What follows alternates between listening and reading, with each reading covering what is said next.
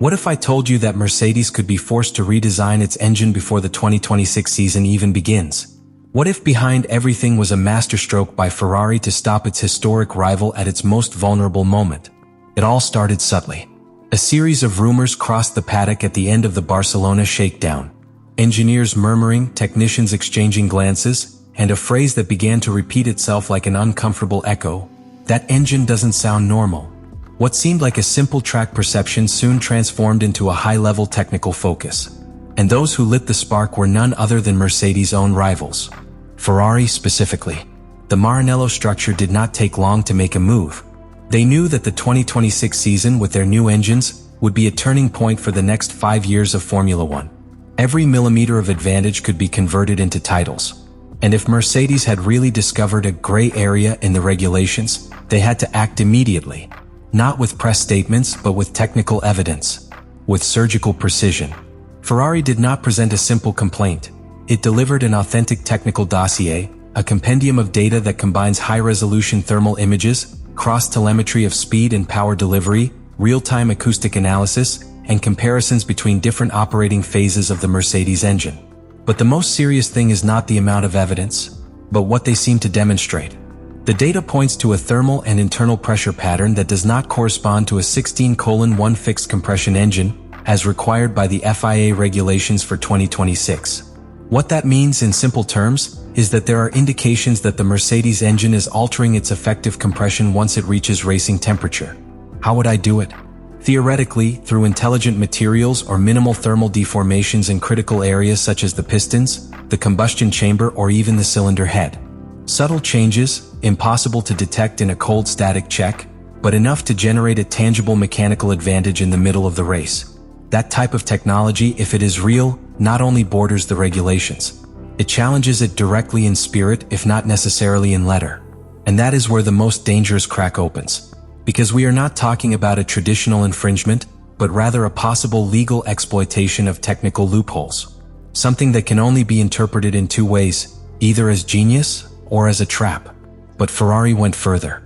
Within the report, they also included an accusation that until now had not been seen in the hybrid era.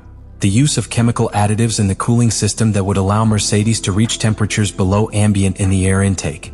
In theory, that is explicitly prohibited, as the new energy density standards seek controlled thermal conditions to ensure equity between power units. If this technique were confirmed, it could explain much of the efficiency that rivals say they saw during the Barcelona straights. Especially since it would be an indirect way of increasing power without consuming more energy, something that the regulations harshly punish. Up to this point, the scenario is already worrying. But the reality is even more complex. What Ferrari detonated is not just a technical protest. It is a political war at the core of the 2026 regulations. And Mercedes, which seemed to enter the news cycle with a dominant advantage, now finds itself on the tightrope. And they are not alone in this battle. The Red Bull team has also begun to provide its own information, forming what some internal sources have already called the nuclear dossier. A joint threat that forces the FIA to act quickly and decisively. Because if you don't, you risk opening a technical legitimacy crisis the likes of which have not been seen since Spygate or the double spreader of 2009. In this context, Mercedes stops being the invulnerable giant and becomes a perfect target. Powerful on the track, but politically fragile. And that is exactly the field where Ferrari has always known how to play best. Where the mechanical ends, the invisible begins. And in this story, the invisible is more dangerous than any piston or chemical additive. Because if the Mercedes engine is under the microscope, what is really alarming the FIA and rival teams is the digital dimension of this scandal. The software, the sensors, the energy flow, the routines hidden under layers of coding and synchronization. Over the past few weeks, multiple sources within the paddock have agreed on a disturbing detail. Mercedes not only gains speed in a straight line, but appears to obtain it at very specific times, with almost surgical precision. The data points to a series of microbursts of power during the gearshift phases. Subtle but effective. Energy spikes that shouldn't be there, which are not registered by official energy flow sensors. And that, therefore, could constitute an infringement. But the accusation goes further. Because it is not simply a speed gain. What worries the FIA is that this pattern would coincide with an advanced integration of the ERS system with aeroactive elements, an area where the rules are still in the adaptation phase for 2026. What does that mean in technical terms? That the car would be deploying electrical energy in a synchronized manner with the aerodynamic changes of the chassis, something extremely complex. And if it is not monitored by approved sensors, potentially illegal. This is not a simple engine mapping strategy. It is a way to modify the behavior of the car in real time through unsupervised electronic signals. An intermittent energy surge, as independent analysts have described it. Something that is more reminiscent of a video game exploit than a traditional setup adjustment. The FIA, upon detecting strange patterns, would have already begun to cross-reference the team's internal telemetries with the readings of the standard sensors. The objective: identify discrepancies. And this is where the most critical element of this war comes into play: sensors. Because if the Mercedes power unit is sending different data to its internal system compared to what the official sensors report, we would be facing a possible case of deliberate technical manipulation. Ferrari and Red Bull, knowing this, pushed for an immediate review of the energy flow control system. But they did so accompanied by their own parallel dossiers, a compilation of data captures, video sequences, and even audio of the gear changes in which acoustic variations were detected that would correspond to these supposed illegal power peaks. This has put the FIA in an almost impossible position. Because, if confirmed, we would be facing one of the largest technological breaches in the recent history of the championship. A digital exploit that not only compromises the performance of other teams, but also the integrity of the regulations, the ethical code of the competition. Is this software genius bordering on legality? Or is it directly a sophisticated and deliberate technical fraud? The line between the two is thin. And the precedent set here will set the course for the entire hybrid era of 2026. That the real paradox of this scandal is not in the legality or illegality of the Mercedes engine. It's in what it symbolizes. Because if what Ferrari and Red Bull denounced turns out to be true, then Mercedes has created, without question, the most sophisticated power unit of the new technical cycle.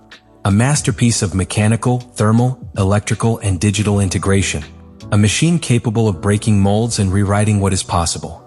But that achievement could become its own doom. The FIA faces a decision with historic consequences.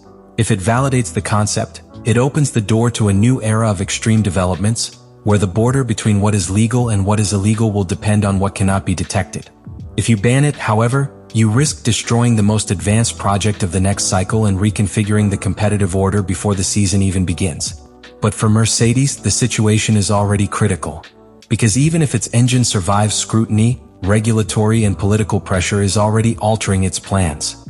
Within Brackley, sources close to the team have begun to reveal that the first consequences are already being felt. The test bench simulation program has been interrupted for further cross-checking. The legal team has had to intervene to protect the intellectual property of certain solutions that could be classified as gray areas. And the most worrying thing, the FIA would be considering requiring redundant sensors in the intake and the ERS system, which would force it to redesign sensitive parts of the engine and delay its final homologation. This is not just a technical threat. It's a direct hit to the architecture that has given Mercedes the clearest advantage since the 2014 dominance. And all this happens while the paddock silently begins to fracture. There are teams that watch with suspicion, but silently, waiting if the FIA dares to set a precedent against a big team. Others, such as Ferrari and Red Bull, have made it clear that they do not intend to release the pressure until there is a formal resolution.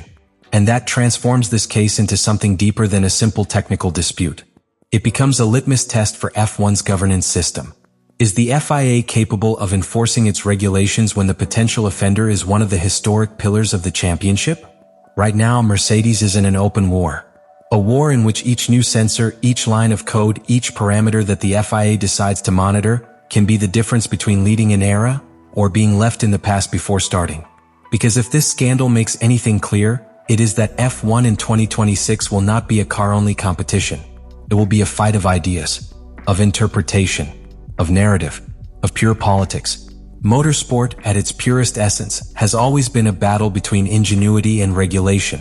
Every technical advance, every radical innovation forces the regulations to catch up. And in that constant swing between creativity and control, the most tense, most controversial, and most fascinating moments of Formula One are born. The Mercedes case is not just a confrontation between teams.